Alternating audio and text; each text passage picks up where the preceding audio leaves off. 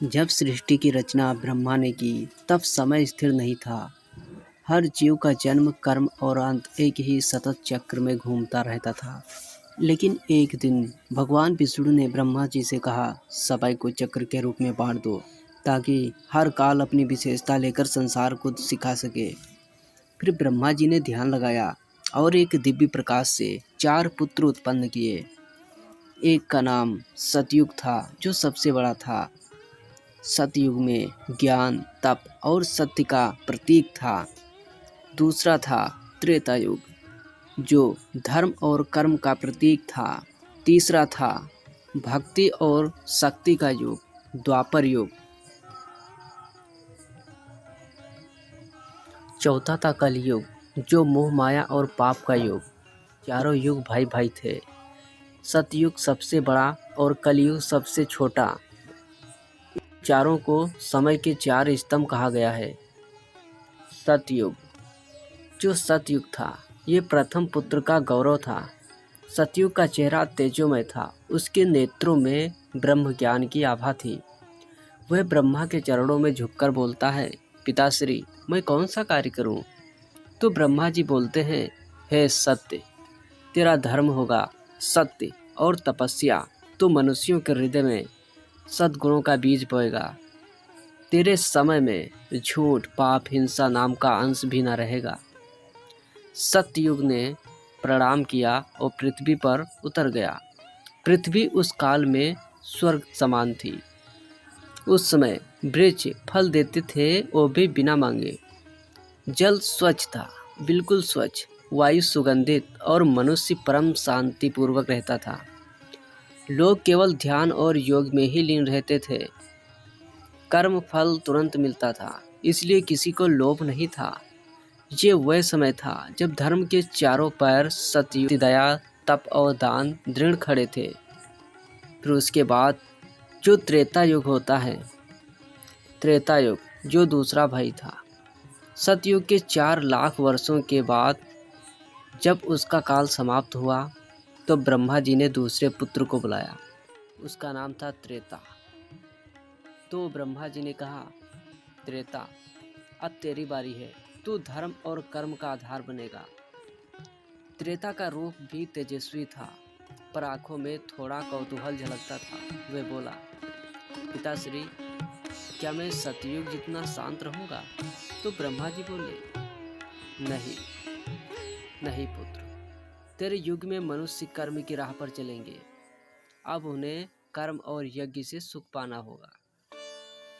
फिर त्रेता युग के साथ धर्म का एक पैर डगमगाया।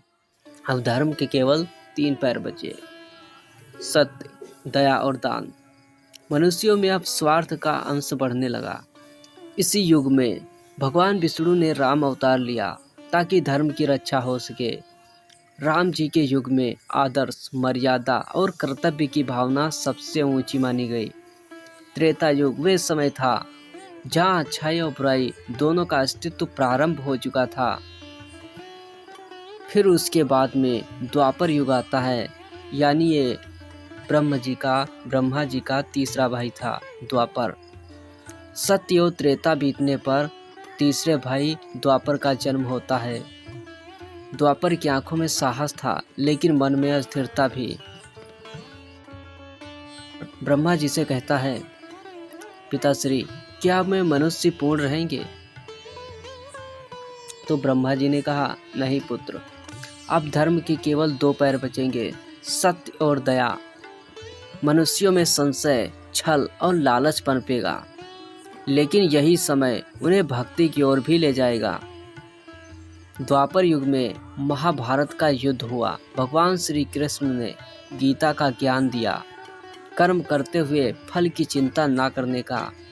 युग अब कर्म और युद्ध के संघर्ष में उलझ चुका था। मनुष्य अब अपने धर्म के प्रति भ्रमित होने लगा था।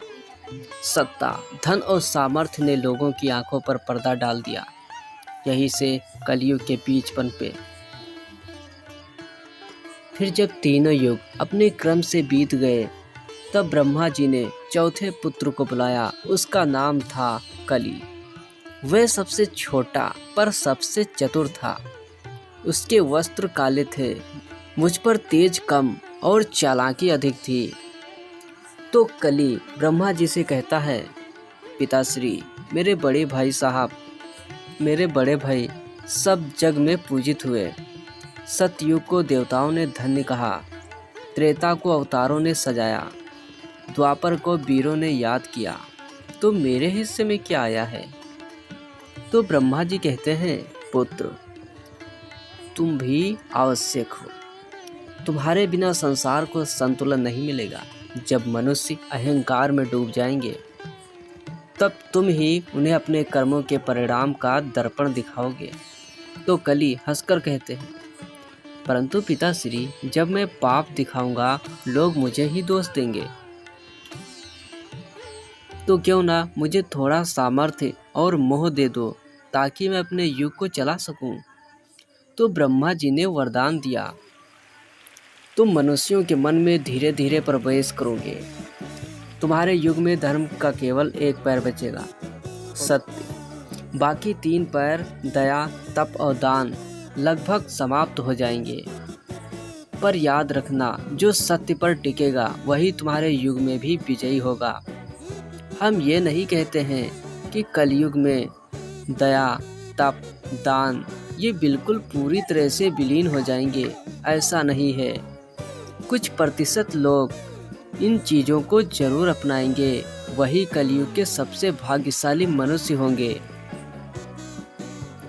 फिर ब्रह्मा जी के वरदान के बाद कलयुग ने प्रणाम किया, पर मन ही मन सोचने लगा, मेरे तीनों भाई मुझसे श्रेष्ठ माने जाएंगे, मैं सबसे छोटा रहूँगा। मुझे अपना नाम चमकाना होगा, चाहे किसी भी तरह। और यही से कलयुग की मायावी कथा आरंभ होती है। फिर वह धरती पर उतरता है, तो उसने देखा मनुष्य पहले से अधिक चतुर है, पर अस्थिर है। वह मुस्कुराता है, अब मैं इन्हें अपने खेल में बांध दूंगा। धन का लोभ, दिखावे का मोह और झूठ का चाल, यही होंगे मेरे हथियार। तो धीरे धीरे संसार में लोभ, क्रोध, स्वार्थ और अन्याय फैलने लगता है। मनुष्य ने सत्य छोड़ दिया था और सुविधा को सत्य मान लिया था। फिर भगवान विष्णु ने ब्रह्मा जी से कहा, ये तो समय का असंतुलन है। कली अपने भाइयों से आगे निकल जाएगा यदि उसे सीमित न किया गया। तो ब्रह्मा जी कहते हैं, नहीं हो, ऐसा नहीं होगा। कलयुग की अवधि सबसे छोटी रखी जाएगी, सिर्फ 4,32,000 वर्ष, जबकि सत्ययुग 17,28,000 वर्ष और त्रेता युग का 12,96,000 वर्ष रखा गया और द्वापर युग का 8,64,000 वर्ष रखा गया। कलयुग सबसे छोटा भाई इसलिए होगा क्योंकि वह अंधकार का काल है। अंधकार अधिक समय तक टिक नहीं सकता। फिर विष्णु भगवान जी मुस्कुराते हैं और कहते हैं, सत्य बात है ब्रह्मा जी, पर इसी अंधकार में ही मनुष्य का सच्चा परीक्षण होगा। जब सब दिशाएं धुंधली होंगी, तब जो प्रकाश की ओर बढ़ेगा वही सच्चा भक्त कहलाएगा। फिर एक दिन की बात है, ब्रह्मलोक में वे चारों युग फिर से एकत्र होते हैं। तो इसमें सतयुग ने कलयुग से कहा, छोटे, तू इतना अस्थिर क्यों है? तो कली हंस पड़ते हैं, कहते हैं, भैया तुम सबने मनुष्यों को सरल बनाया, मैं उन्हें परखूंगा। सत्य केवल तब उज्ज्वल लगता है जब झूठ का अंधकार हो।